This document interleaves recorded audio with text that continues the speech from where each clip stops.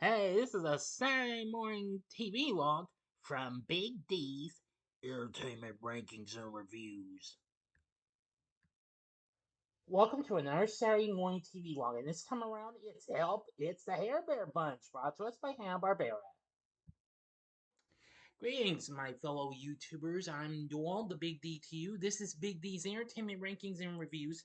So this week's Saturday Morning TVLog is It's the Hair Bear Bunch, an anime series created by Joe Ruby and Ken Spears just after they gave Scooby-Doo to the particular studio who produced this, Hanna-Barbera. The series originally premiered on CBS on September 11th, 1971, and only ran for one season till January 8th, 1972.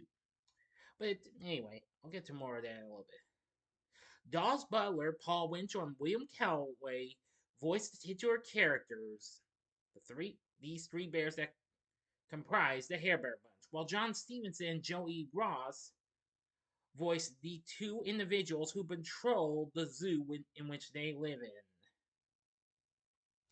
The series producer was Charles A. Nichols, with William Hanna and Joseph Barbera directing, and Hoyt Curtin serving as the composer. The series follows the Hair Bear Bunch, a group of three bear cousins who live at the Wonderland Zoo, run by zoo director Mr. Peevely and zookeeper Lionel Botch. They also serve as the wacky heroes of the show. Each week, the bears would occasionally escape their luxurious cage to ride on their invisible motorcycle or motorcycles. However, they would always return to the cage before Mr. Peevely or Botch were able to catch them. Even Peewee and Botch are visited by their boss, the superintendent. The Bears had several motives for pranking and fooling Peevely and Botch, including trying to improve their living conditions and wanting to embark on get-rich-quick schemes, similar to what we saw back in the 60s cartoon of Tennessee Tuxedo and its Tales.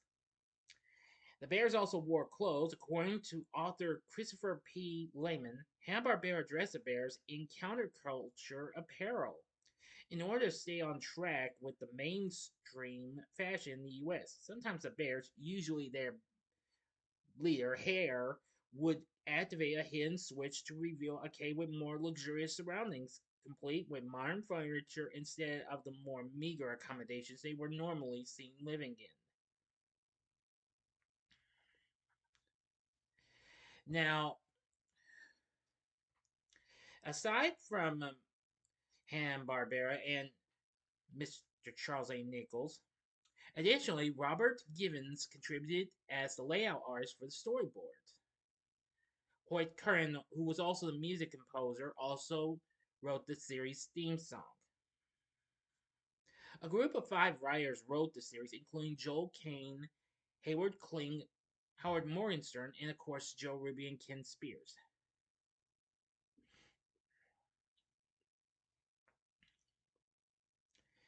Now, let me get back to the production in just a moment.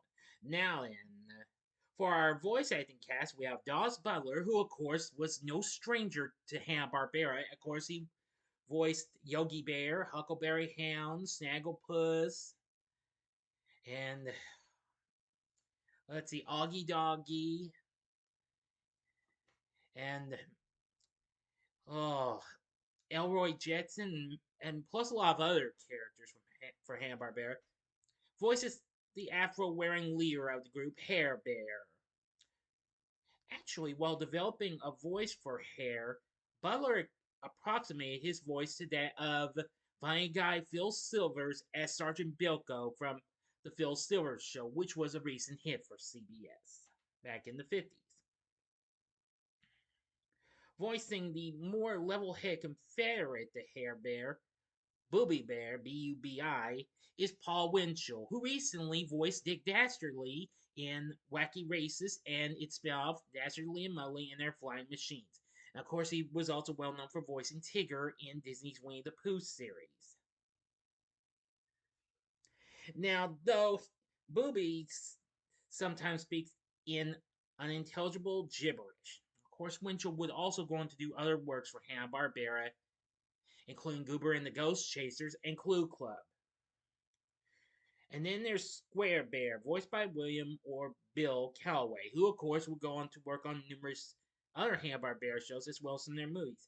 He's the most idiotic and dim-witted of the group, though he is the one who usually conjures up the invisible motorcycle or motorcycles they use to make their escapes. His personality has also been described as dopey and laid back. Voicing the irritable, frustrated, and authoritarian zoo director at the Wonderland Zoo, Mr. Eustace P. Peevely, is John Stephenson, who, of course, voiced Mr. Slate on The Flintstones. And, of course, the Bears were always try to outsmart and often successfully. He actually would use the same voice for this character for Mr. Finkerton in Inch High Private Eye later on. And voicing Lionel J. Botch is funny guy Joe E. Ross, who you might remember of the cult classic sitcom Car 54, Where Are You? He'd also go on to voice Sarge in Hong Kong Phooey. He's a zookeeper who is the harebrained assistant to Peevely. He is constantly completing work for Peevely despite him putting him in dangerous situations for selfish reasons. He's also constantly rebuked by Peevely whenever he asks about his promotion to some unspecified title, and of course he, like he always does, it's like ooh ooh, that's. Oh yeah, and Ross also had recently appeared in the cult classic CBS sitcom It's About Time, which of course that was a series created by the guy who gave us Gilligan's Island and the Brady Bunch. Now, and let me get back to the production. Other than the main cast, frequent Hanna-Barbera voice actors like Jan Waldo, Joan Gerber, Lenny Weinrib, Vic Perrin, and Hal Smith played several minor characters for the show. Now, despite Stevenson ultimately playing the role of Peevely, Barbera had intended for Joe Flynn to play the part of the character, play a part since the character was based on Flynn's Captain Binghamton from McHale's Navy. However, when Flynn came into audition for the part, Barbera was unimpressed and cast Stevenson for the part instead. He claimed that Joe Flynn didn't sound enough like Joe Flynn. Oh well. And of course, I know that guy is. I've seen him in The Love Bug and also the Computer Wore Tennis Shoes and its sequels. And of course, he voiced Mr. Snoops in The Rescuers. Gold Key Comics adapted several Hanna-Barbera and Saturday Morning based productions, such as this series, as well as The Funky Phantom, which also debuted the same year, and the Harlem Globetrotters, which debuted the previous year. The adaptation of Help It's the Hair-Bear Bunch was just titled The Hair-Bear Bunch and began distribution in 1972, and there were 13 different issues made overall. And of course, like Hanna-Barbera's early series, it contained a laugh track created by the studio. Anywho, after that, the gang would always bring on some really hysterical craziness and what have you.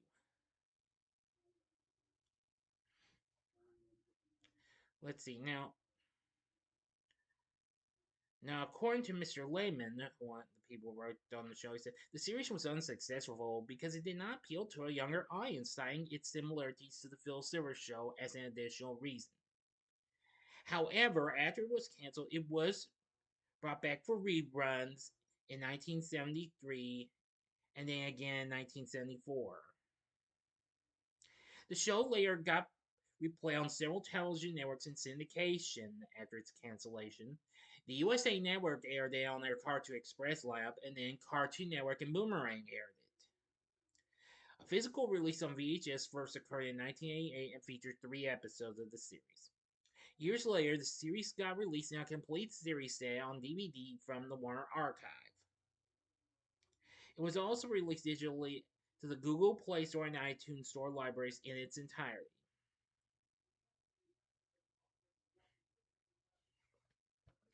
Now, this this series was compared to several other Hanna-Barbera productions. David Mansour, author of From ABBA to Zoom, a pop culture encyclopedia of the late 20th century, compared the show's premise to the storyline of Hanna-Barbera's Top Cat, and wrote, but instead of a gang of hip cats residing in an alley, it starred a bunch of cool bears living at the zoo.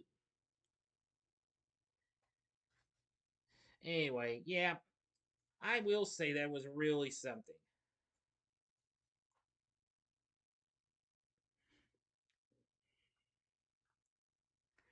I'm just gonna say this is just such a funny little show, and it's got great characters.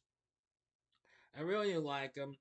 And of course, the characters would actually later go on to make a guest appearance as celebrity roast honoring Fred Flintstone in 1977's Hanna-Barbera's All-Star Comedy Ice Review. They also appear in the Max animated series Jellystone. So anyway, Help It's the Hair Bear Bunch, I think is a nice little show. It's got great characters and got all sorts of zaniness. Seriously.